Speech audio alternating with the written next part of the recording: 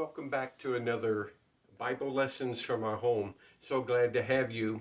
We're going to take our lesson today from the book of Matthew, chapter 26. And I want to bring a topic to your attention that I trust will be a blessing to you. In Matthew chapter 26, and starting with verse 30, and we're going to read a couple portions. And when they had sung an hymn, they went out into the Mount of Olives. Then said Jesus unto them, All ye shall be offended because of me this night. For it is written, I will smite the shepherd, and the sheep of the flock shall be scattered abroad. But after I am risen again, I will go before you into Galilee. Peter answered and said unto him, you know how Peter, he's always the boisterous one, first to talk. Peter answered and said unto him, Though all men shall be offended because of thee, yet will I never be offended. Jesus said unto him, Verily I say unto thee, that this night, before the cock crow, thou shalt deny me thrice. Peter said unto him, Though I should die with thee, yet will I not deny thee. Likewise also said all the disciples. And then flipping on over to verse number 65. This is where Jesus is on trial after being arrested, right before his crucifixion. Then the high priest rent his clothes, saying, He hath spoken blasphemy.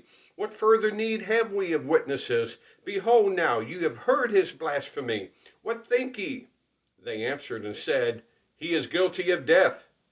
Then did they spit in his face and buffeted him, and others smote him with the palms of their hands, saying, Prophesy unto us, thou Christ. Who was he that smote thee?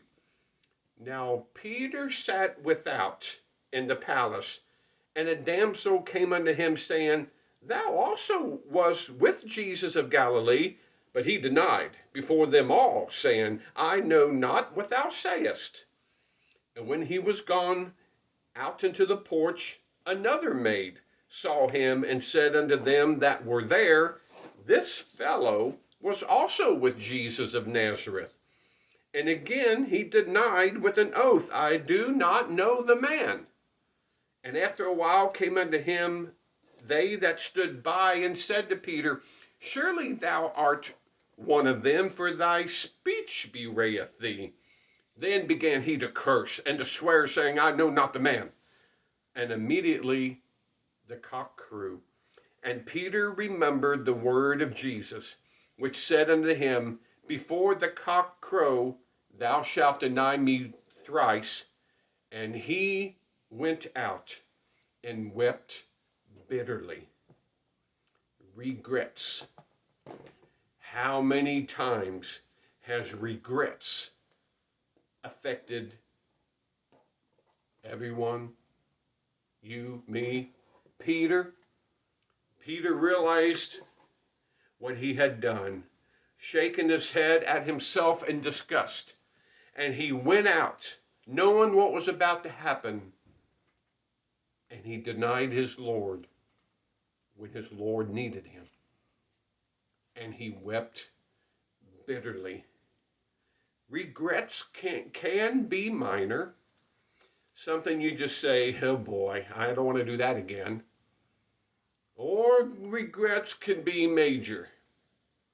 They can follow you all the days of your life and torment you. Some regrets can be so bad, some people end their lives because of regrets. The regrets can do some strange things to you. Harboring regrets can make even your health poor. The Bible says in Proverbs 17:22, a merry heart doeth good like a medicine, but a broken spirit drieth the bones. You can smile on the outside, but regrets won't let you smile on the inside. You can have a great time with your friends, and all that goodness and happiness pours into you. But regrets will make it seep out of you, just like you pour that water into the strainer. It just flows right out.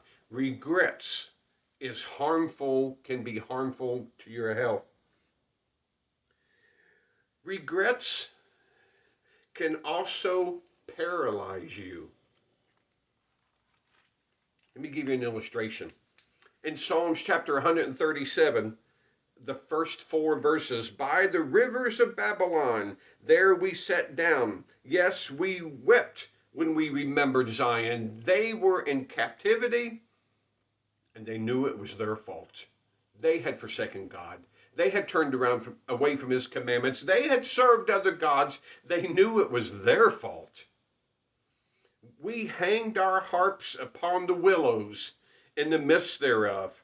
For there they that carried us away captive required of us a song, and they that wasted us required of us mirth, saying, sing us one of the songs of Zion. You know they were mocking. Sing us one of the songs of Zion. Verse 4, how shall we sing the Lord's song in a strange land?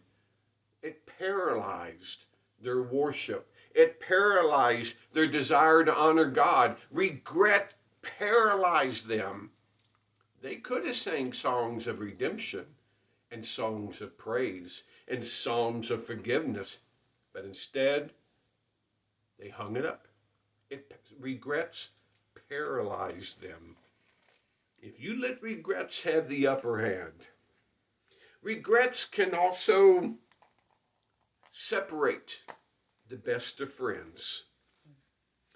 The Bible says in Proverbs chapter 18, a brother offended is harder to be won than a strong city, and their contentions are like the bars of a castle.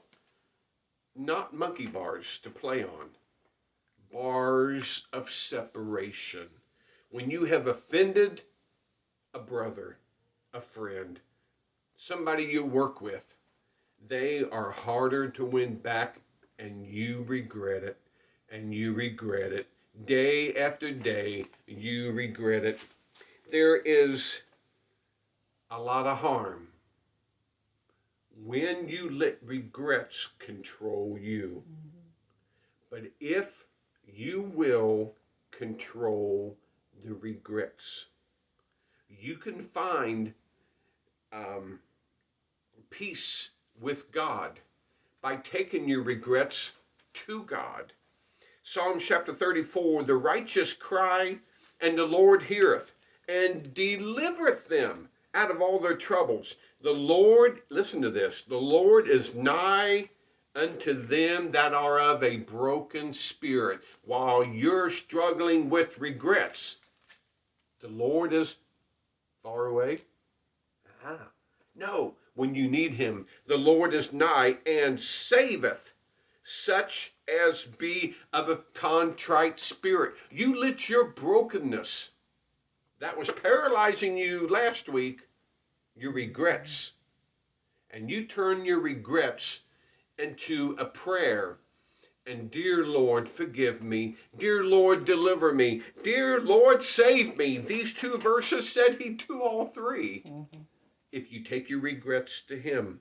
And one other verse in that same chapter, the Lord redeemeth the soul of his servants, and none of them that trust in him shall be desolate. You need relief from your regrets. Don't let them be these heavy burdens you carry around on your shoulders, because they can be heavy burdens. Regrets can bear down on you. Regrets can hinder you. They can just suffocate your life.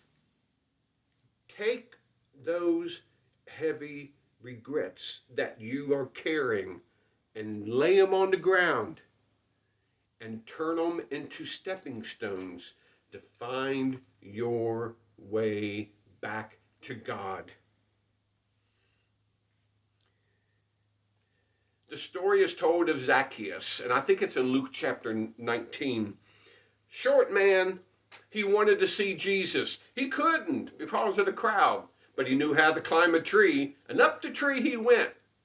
because he knew which way Jesus was going. Jesus walked by and, Zacchaeus, come on down. I'm staying in your house today. And the Bible says, with joy, Zacchaeus received him into his house. The next verse says, Zacchaeus calls Jesus Lord and says, half of my goods I bestowed to the poor. Now, wait a minute. Zacchaeus was a rich man. Money was his God. It wasn't his God anymore. Half of my goods I give to the poor, and I regret that I have defrauded anyone. But if I have, fourfold, I'll restore them fourfold. Zacchaeus took his regrets, calling him Lord, accepting salvation, accepting forgiveness, and he turned his regrets around as a stepping stone that brought such redemption back to his heart. Peter, you started my story today. I'm going to end my story with you. What happened to you, Peter? What did Jesus do with you, Peter? Well, in Mark chapter 16, the angel who spoke there in the tomb area after Jesus had arisen told the late women, I think the angel was talking to, go and tell the disciples and Peter to meet Jesus in Galilee. Does that mean Peter wasn't a disciple anymore because they separated him from the group of disciples? Or does that mean I want you to make sure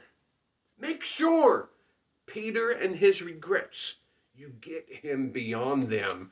And I want to meet with Peter. And then in John chapter 24, face to face, Jesus says, Peter, lovest thou me more than these? Peter had gotten things right. Lord, you know I love you. Peter, second time, lovest. Lord, you know. Third time, Peter, do you love me more than these? Lord, you knowest all things. Jesus specifically let Peter have the chance to dig his roots in. I love you, Jesus. I love you, Jesus. Jesus took Peter's regrets and made it an avenue for forgiveness. And I would ask of you, if you are carrying a heavy burden of regrets, if you can fix it like Zacchaeus did, more power to you. But just as well, make your forgiveness asking to the Lord. Ask him to save you, to deliver you, to forgive you, to redeem you. He'll do it. Regrets, they can drive you away, or they can be a stepping stone. I ask you to make your regrets a stepping stone and serve him with all your heart. God bless you.